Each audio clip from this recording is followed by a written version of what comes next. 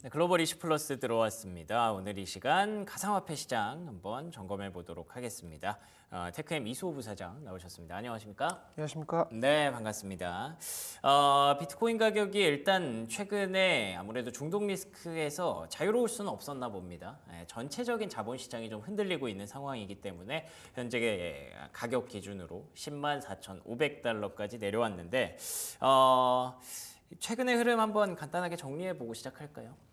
네, 6월 들어서 다들 아시다시피 지금 매크로 흐름이 좀 좋지 않습니다. 그렇다고 해서 그렇게 많이 빠졌냐? 또 그거는 아니고요. 디지털 금과 매크로 사이에서 아직 방향성을 잡지 못하고 있다라고 보시는 게 맞는 것 같고요.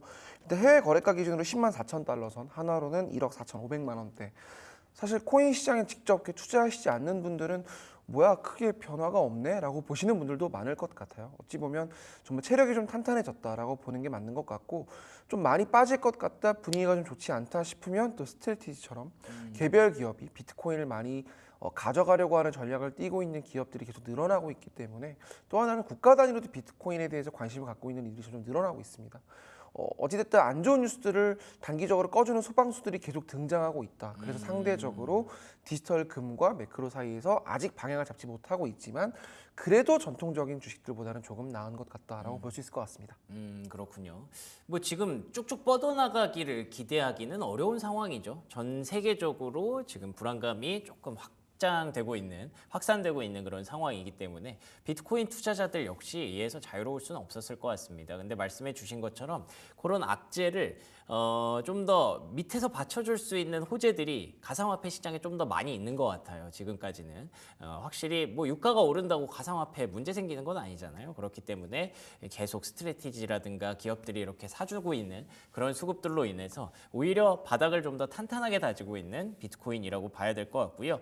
채팅창에서도 지니어스 법안, 지니어스 액트 통과됐는지 궁금하다고 하시는데, 제가 들어오기 전에 보니까 상원에서 통과가 된 것 같더라고요. 네, 일단 최종 법안이 상원 최종 표결을 통과했으니까 예. 실질적으로 발효가 돼서 일반 미국 기업들에게 적용이 되는 시기가 이제 머지 않았다고 보시면 맞을 것 같은데, 예. 사실 큰 틀에서는 이 법안의 통과는 대부분의 미국에 있는 주류 플레이어들이 이견이 없기 때문에 그렇죠. 크게 우려할 만한 사안은 아니었던 것 같고요. 두 가지 시선으로 봐주시면 좋을 것 같아요. 일단 미국 국채의 완벽한 새로운 수요가, 특히 거대한 수요가 등장했다라는 점, 그것 때문에 미국 안에서는 이견이 없다라고 보는 게 맞는 것 같고요. 두 예. 번째는 돈이 정말 이제는 프로그래밍이 되는, 돈이 온체인으로 올라오게 되는, 우리가 과거에 정말 많은 플레이어들이 이 돈이 흐르는 중간 단계에서 일종의 유통 마진이라든지 아니면 다양한 인프라나 그런 것들을 통해서 돈의 흐름을 연결하는 기업들과 기관들이 많았는데, 그런 걸 한순간에 정말 단순하고 간결하게 만들 수 있는 플레이어가 디지털 달러라는 형태로 이제 빠르게 보급이 되기 시작할 것이다 라는 점에서 정말 시장에 큰 파급력을 지니는 이슈고, 또 우리나라에도 큰 영향을 주지 않을까 싶습니다. 그렇군요. 지니어스 액트 뭐 통과되는 건 사실 우리가 뭐 시간 문제라고 봤었죠. 그렇기 때문에 이제 통과가 된 그런 상황이고, 이런 부분들이 어느 정도 좀 선반영이 되어 있었던 것 같아요. 지금 당장 비트코인 가격을 뭐 강력하게 끌어올리기보다는 이제부터 이 법안을 활용해서 규제가 좀 더 명확해졌으니 관련 플레이어들이 계속 어떤 플레이들을 하게 되는지, 이런 것들을 이제 앞으로 지켜봐야 될 것 같습니다. 그 중에 또 이제 대표적인 움직임이라고 봐야 될까요? 제도권 금융사들이 좀 움직이기 시작했거든요. 예를 들면 이제 JP모건에서 JPMD라는 걸 출연을 했다고 들었어요. 이게 그러니까 스테이블 코인인 건가요? 아직까지는 정확하게 어떤 형태로 쓰겠다는 건지 알 수가 없으나, 예. 분명한 건 지금 현재 등장하는 스테이블 코인 다수가 전통 금융사들의 어떤 기존의 많은 일들을 대체하거나 중간 단계를 줄일 수밖에 없는 그런 형태로 진화할 가능성이 크다라는 건데요. 네.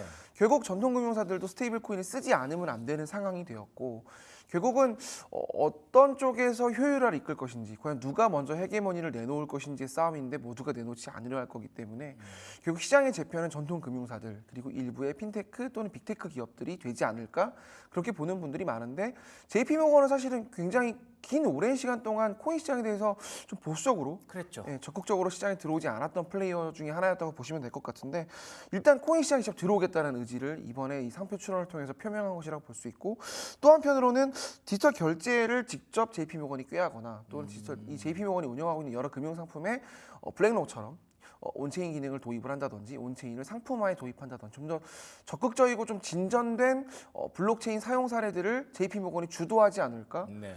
아무래도 미국 안에서도 전통은행들은 여전히 조금 간접적인 한 발 물러선 상태에서 코인을 보는 분들이 많은데 JP모건처럼 큰 대형 기관이 들어온다라는 점에서는 이제는 정말 이 스테이블 코인이 쏘아올린 공이 미국의 어떤 전통적인 금융시장 자체의 판도를 바꿀 수 있는 거대한 매기가 되고 있다라고 보는 분들이 많을 것 같고요.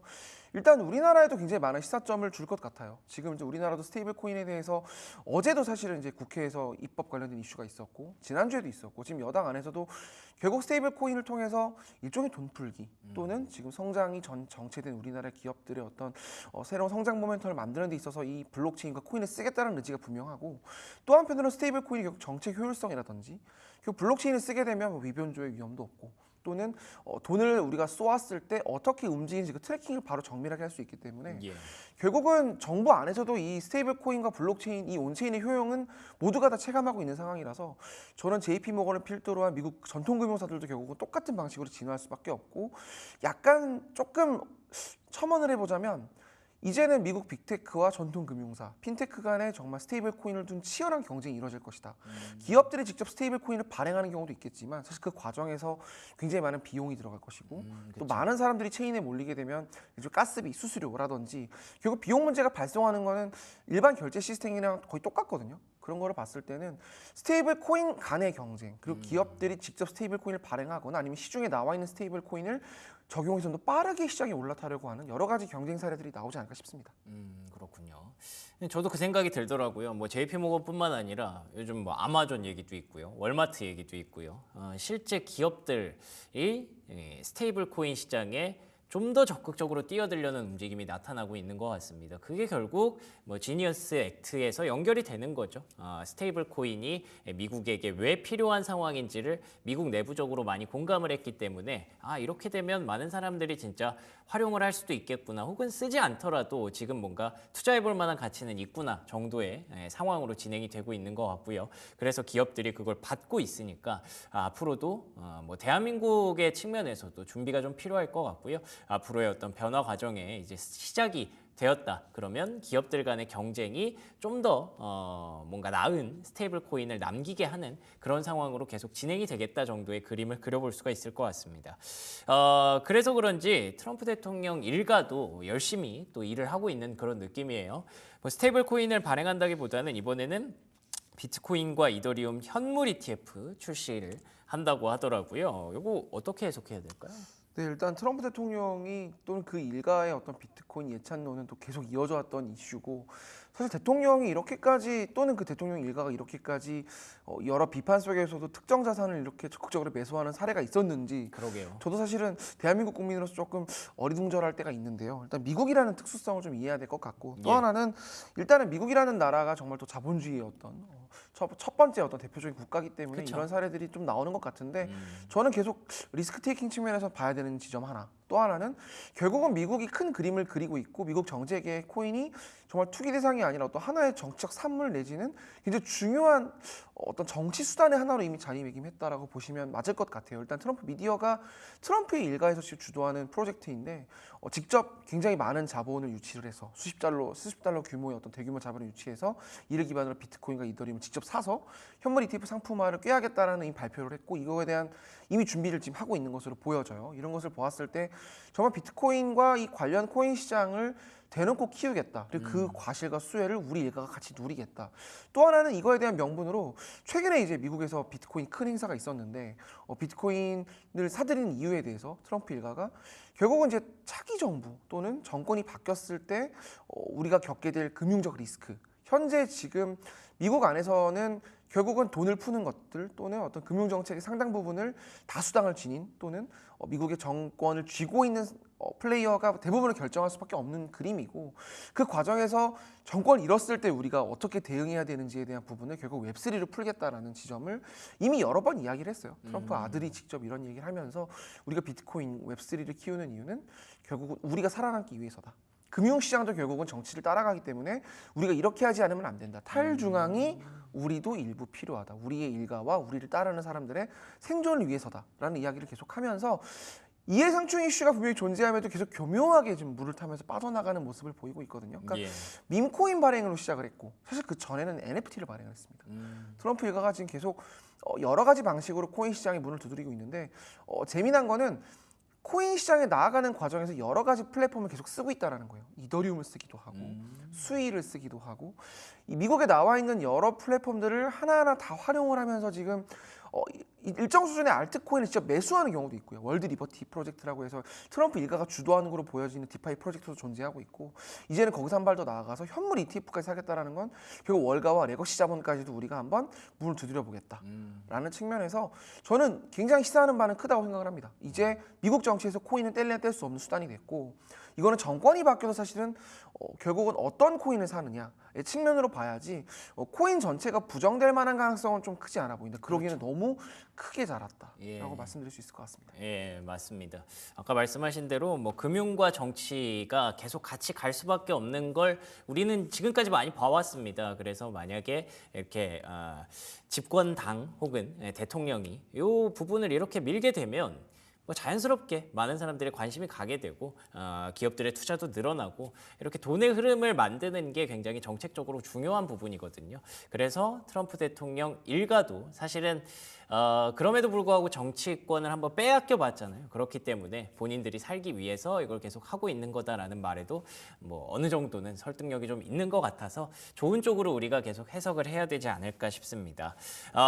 이 외에 해외 사례들을 좀 보다 보니까 베트남 쪽에서 비트코인을 또 공식 인정했다는 얘기가 있네요. 이건 어떤 내용인가요? 네, 일단 베트남 같은 경우는 정치 체제가 우리랑 조금 다른 나라 그렇죠. 중에 하나인데 일단 뭐 개방화된 국가긴 하지만 일단 비트코인에 대해서는 그동안 좀 부정적인 입장을 계속 표명해 왔는데 아무래도 자국 자본이 빠져나갈 수 있다는 측면에서 동남아에 있는 여러 국가들은 아직 코인을 좀 부정적으로 보는 경우가 많아요. 그렇군요. 그런데 뭐 미국을 시작으로 우리나라도 일본도 EU도 대부분이 이제 코인 시장을 제도화로 끌어올리다 보니까 베트남 또한 일단 비트코인과 이더리움을 이제 공식 자산으로 인정을 하겠다. 국회가 직접 나서서 코인 관련된 산업법을 통과를 시켰어요. 디지털 자산 기본법이라는 우리나라 거의 비슷한 법률을 통과를 시켰는데 결국 자국 산업으로 육성하겠다라는 취지라는 점에서 굉장히 좀 의미가 있고 또 베트남 같은 경우는 좀 젊은 국가거든요. 상대적으로 젊은 개발자들이 굉장히 많은 국가로 알려져 있는데 디지털 산업에서 사실 베트남 관련된 포트폴리오가 꽤 있습니다. 알트코인 중에서도 베트남을 기반으로 한 알트코인 사업자들이 꽤 있고 시장에서 어느 정도 인정받는 플레이들도 있기 때문에 베트남 정부에서도 어느 정도 좀 우리도 해볼 만하지 않겠냐? 우리도 직접 우리가 웹3 시장을 조금씩 만들어갈 수 있지 않겠냐는 자신감이 있어서 이런 부분을 발표하지 않은가 싶은데 저는 우리가 봐야 될 점은 두 가지인 것 같아요. 첫째는 결국은 국가 단위의 비트코인 육성체, 국가 단위의 웹3 개방이 정말 이제는 빠르게 시작이 됐다. 과거에 우리가 뭐 엘살바도르라든지 일부 조세에 비춰 내지는 그랬죠. 작은 경제 단위의 국가 안에서 일어났던 일들이 이제는 정말 큰 단위의 국가들이 이런 발표들을 속속 하고 있다는 점에서 코인 시장의 규모가 점점 국가 단위로 커지고 있다는 거. 특히 뭐 아직은 서구 기관 시장들이 주도하는 섹터로 보는 게 맞지만 국가 단위로 이렇게 들어오게 되면 어떤 개별적인 리스크에 우리가 대응하는 게 조금 더 쉬울 것으로 보여지고 또 하나는 이렇게 아시아 국가 단위에서 이런 개방 사례가 늘어나면 우리나라의 웹3 기업들의 수출 활로가 사실은 열릴 가능성이 있습니다. 지금까지는 사실 우리나라 기업들이 해외로 특히 코인 사업이 나아가는 경우가 성공하고 그러네요. 안착하는 경우가 크지 않았는데 예. 사실 올 하반기부터 이제 법인 계좌가 열리고 특히 우리나라 국내 코인 거래소들이 갖고 있는 코인 자산을 팔 수 있는 시대가 됐거든요. 결국은 해외로 코인 자본이 지금 이전하는 건 아직 좀 쉽지 않습니다. 외환거래법도 있고 여러 가지 이슈가 있는데 마침 또 우리나라도 관련 법령들이 지금 만들어지고 있는 중이고 특히 다수를 차지하고 있는 우리 여당도 지금 관련 산업을 키우겠다는 의지를 분명히 드러냈기 때문에 이런 국가 단위의 블록체인 개방이 결국은 우리나라 기업들의 수출 어떤 정말 기폭제가 될 수 있다는 점. 특히 베트남 같은 경우는 국내 콘텐츠 수요가 굉장히 많은 나라거든요. 국내 웹3 수요가 많은 나라이기 때문에 저는 충분히 우리가 새로운 어떤 도약지로 삼을 만한 웹3 수출의 어떤 기점이 되지 않을까 싶어서 굉장히 개인적으로 기대가 좀 큽니다. 그러네요. 우리가 미국 중심으로 계속 얘기를 하고 있습니다만 대한민국의 코인 시장을 굉장히 뭐 큰 시장으로 우리가 또 보고 있잖아요. 미국 다음만큼이나 꽤나 이제 거래도 많이 되고 그런 시장으로 또 보고 있기 때문에 이걸 우리가 해왔던 노하우를 다른 나라들이 이렇게 준비를 하면 또 거기 가서 이렇게 거래를 하고 장사를 할 수도 있겠. 있겠다라는 생각까지는 저는 못 해봤는데 역시 부사장님이 또 좋은 인사이트를 또 하나 주셨네요. 그래서 우리가 계속 가져가야 하는 그런 방향성이라는 걸 다시 한번 확신을 하게 됩니다. 그리고 알트코인 얘기 하나만 간단히 해볼까요? 어제 XRP, 리플이 이제 캐나다에서 현물 ETF 승인이 나왔다는 소식을 전하면서 급등을 했었는데 지금 또 보니까 다시 다 제자리로 돌아와 있네요. 어떤 상황으로 해석을 해야 될까요? 네, 일단 리플은 정말 매크로 영향을 좀 많이 받는 것 같고요. 그래요? 사실은 이제 캐나다가 세계 첫 리플 현물 ETF 거래를 이제 오늘부터 이제 거래가 시작이 되는데 예. 뭐 이에 앞서서 사실 SEC랑 뭐 소송 이슈도 지금 상황에서 뭐 그렇게 중요한 이슈라고 저는 생각하지 않는데 아무래도 뉴스플로우가 이쪽으로 형성이 되는 부분이 있고 또 하나는 결국은 협상할 때 어느 정도의 벌금을 내야 되느냐 예. 결국은 그 규모를 좀 보는 것 같아요. 그리고 이 이슈가 빨리 정리가 돼야 리플도 사실은 이제 기업화를 빠르게 깨할 수 있는 부분이고 사실 지금 알트코인 현물 ETF 이슈도 있고 스테이킹 이슈도 있고 여러 가지 알트코인을 기업화로 깨할 수 있는 모멘텀들이 지금 쭉쭉 나와 있는 상태에서 리플의 발목을 잡고 있는 이슈 중에 하나이기 때문에 이것들이 또 사실은 머지않아 풀릴 수밖에 없는 이슈입니다. 이건 뭐 크게 저는 사실 노이즈라고 생각을 해서 예. 리플의 어떤 가격적인 측면을 전망하는 건 쉽지 않지만 리플이라는 알트코인 이 운영하는 재단이 기업화를 깨하는 건 저는 크게 어렵지 않을 것으로 보여지고요. 또 최근에 지금 리플이 우리 굉장히 또 그 미국의 증시에 지금 핫한 플레이어가 된 서클, 네. 서클이 최근에 이제 상장을 해서 굉장히 많이 주가가 뛰었는데 맞아요. 서클 경영권 인수에도 뛰어든 것으로 일단은 그렇게 지금 일단 보여지고 있어요. 리플이 뭐 공식적으로 부정을 했는데 예. 실제로 뭐 코인 업계에서는 리플이 어떻게든 제도권 상장사들과 좀 지분을 어떻게든 엮어보려고. 그 사실은 서클의 IPO 인수도 서클이 뭐 돈이 없어서 인수를 그 IPO 시장에 진출했다기보다는 결국 제도화. 정말 미국의 대표적인 증시에 들어가려고 하는 어떤 코인베이스나 스트레티지처럼 제도권에 들어가서 익스포저를 늘리는 거는 단순히 우리가 외부에서 코인을 사고 외부 주식을 사는 것보다는 제도권의 기관 자금을 끌어안는 게 굉장히 중요한 어떤 모멘텀이거든요. 네, 안정성이라는 측면에서 또 제도화라는 측면에서 할 수 있는 것도 당연히 많아질 것이고요. 그런 측면에서 지금 리플도 어떻게든 제도권 시장으로 들어가기 위한 행보를 좀 이어가고 있는 중이기 때문에 시간은 좀 걸리겠으나 저는 그래도 미국을 대표하는 프로젝트 중에서는 리플이 아직까지는 그래도 굉장히 선전하고 있는 기업이기 때문에 저는 충분히 호재만발이라고 딱 단언하기는 어렵지만 예. 기업화를 깨할 수 있다는 점에서 기대할 만한 포인트가 여전히 존재한다라고 말씀드릴 수 있습니다. 좋습니다.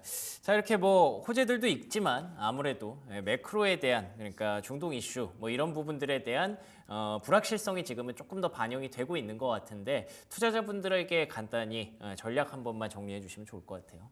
네, 저는 지금 사실 이 중동 이슈를 매크로 흐름으로 이해하는 부분도 있지만 코인 자체로 봤을 때는 전 노이즈라고 봅니다. 그렇죠. 네, 현재 지금 코인 시장은 대중화, 제도화 그리고 정말 빠르게 전통금융과 전통시장을 먹어 들어가고 있는 과정이기 때문에 네. 저도 2017년부터 이 시장을 봤지만 이렇게까지 코인 시장에 대해서 전 세계적으로 관심을 갖고 수면 위로 올라왔던 적이 별로 없었던 것 그러네요. 같아요. 지금은 정말 겁낼 게 크지 않다. 겁낼 이슈가 크게 있는 거는 없는 것 같아요. 네. 과거에 정말 코인을 없애겠다라는 말도 많았는데 그랬죠. 지금처럼 좋은 시기에 투자하지 않으면 언제 해야 되나 이런 생각을 조심스럽지만 해보고 싶습니다. 알겠습니다. 큰 그림에서 보면 이 모든 것 또한 지나갈 거고요. 노이즈였다는 게 확인이 되는 날이 분명히 올 테니까 지금과 같은 호시절을 잘 살려봐야 될 것 같습니다. 지금까지 이수호 부사장과 얘기 나눠봤습니다. 오늘도 좋은 말씀 고맙습니다. 감사합니다.